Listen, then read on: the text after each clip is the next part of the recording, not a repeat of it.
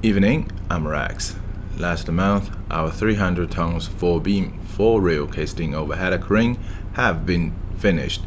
Installation and start working in the transfer process, convert charging process, refine process, and the molten steel adopt process in the steel plant.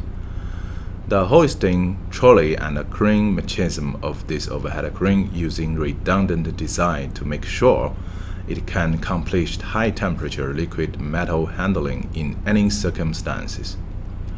The whole crane using power transformer with auxiliary transformer. In case of failure, the standby system can be quickly switched over to ensure non-shutdown and safe operation for 24 hours.